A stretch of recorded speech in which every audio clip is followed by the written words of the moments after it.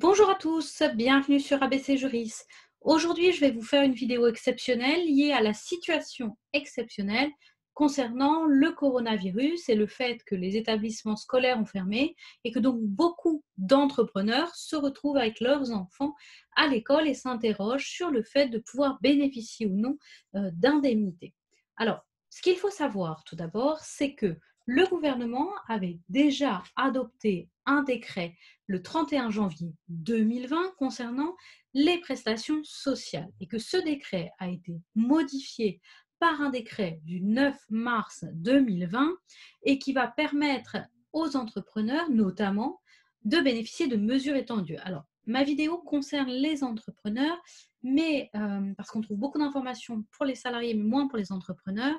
Évidemment, ce que je dis est aussi valable pour les salariés, mais j'insiste sur une partie de la population qui a moins accès à ces informations puisqu'elles sont noyées dans toutes les dispositions pour les salariés. Alors, ces décrets, que disent-ils? Ils étendent le bénéfice de prestations sociales pour répondre à une situation qui est encore une fois exceptionnelle. Donc, à situation exceptionnelle, mesure exceptionnelle. Alors, que dit ce décret? Parce que le décret, en fait, on n'en a qu'un seul. Le premier décret a été modifié par le suivant. Donc aujourd'hui, celui qui s'applique, c'est le décret du 31 janvier 2020 dans sa version au 13 mars 2020. Que dit-il? Déjà, tout d'abord, qui est concerné par ce texte? Alors, une fois n'est pas coutume, je suis mes notes pour être sûre de ne pas me tromper. Qui peut bénéficier des mesures exceptionnelles? Alors, ce sont les personnes qui sont listées dans l'article 1 du décret et ce décret vise les personnes dans l'impossibilité de continuer à travailler. Donc, ça veut dire qu'a priori, si vous bénéficiez des prestations, vous ne pouvez pas travailler en même temps, puisque pour pouvoir en bénéficier, il faut être dans l'impossibilité de travailler. J'ai lu plusieurs fois qu'il était possible de faire les deux. Je n'ai pas trouvé de source officielle le disant. Donc attention, si vous êtes en arrêt de travail, pour les salariés, c'est très clair, c'est l'entreprise qui doit le demander pour eux. Si vous êtes en arrêt de travail, donc vous bénéficiez d'une indemnisation, mais si vous êtes dans la possibilité de travailler, a priori, vous n'en bénéficiez pas. Donc, il faut privilégier le télétravail pour les salariés quand c'est possible. Évidemment, lorsque l'on est entrepreneur, la question est différente. Alors, qui en bénéficie? Les personnes dans l'impossibilité de continuer à travailler, dit le texte.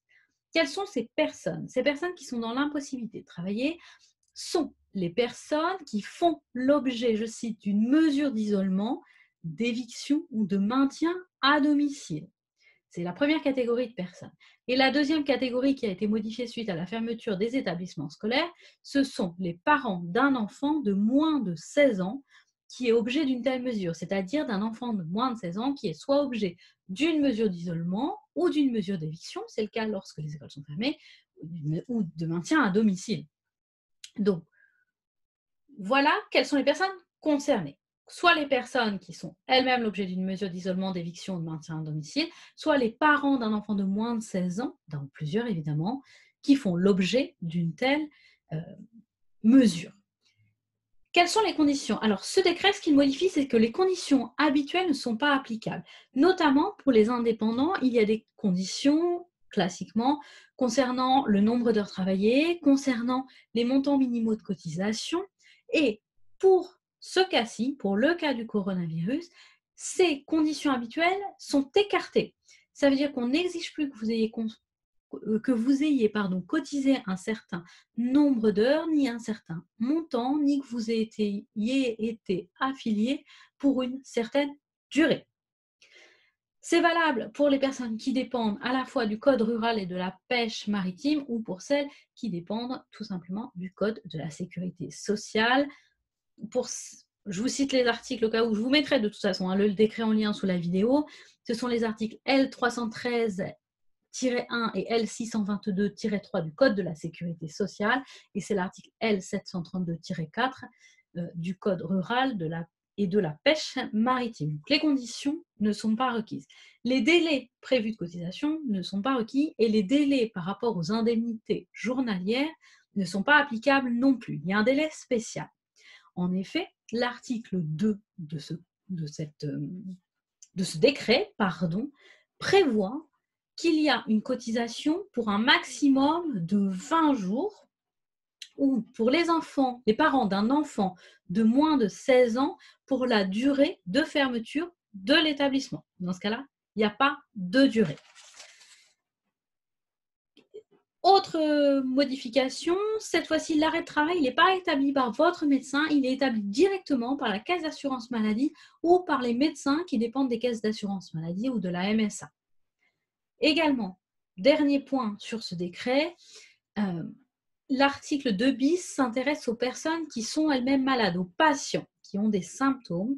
Et je vous précise, sans rentrer dans les détails, que le parcours de soins habituel est écarté et toutes les conditions classiques pour le remboursement sont également écartées. Alors, on notera enfin, dernier point sur ce décret, que ces mesures sont applicables jusqu'au 30 avril 2020. Alors voici pour ces précisions sur ce décret, ce qu'il faut retenir, c'est que les mesures d'indemnisation sont étendues aux indépendants. C'est toutes les personnes qui sont dans l'impossibilité de travailler. Pour les parents, il faut que votre enfant ait moins de 16 ans, tous les établissements scolaires étant fermés, la question ne se pose pas de savoir s'ils sont obligés de rester à la maison ou pas, puisque c'est le cas.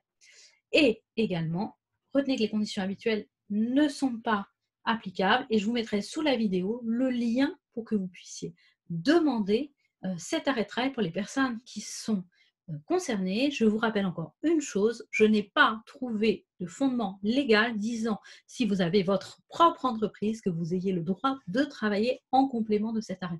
C'est un arrêt de travail.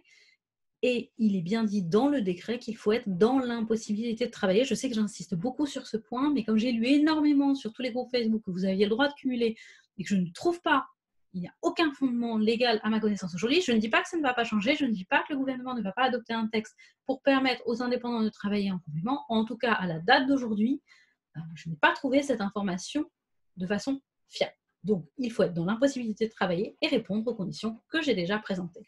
Bon courage à tous pour ces mesures exceptionnelles et cette situation exceptionnelle qui, évidemment, nous met beaucoup d'entre nous dans l'embarras en tant qu'indépendants.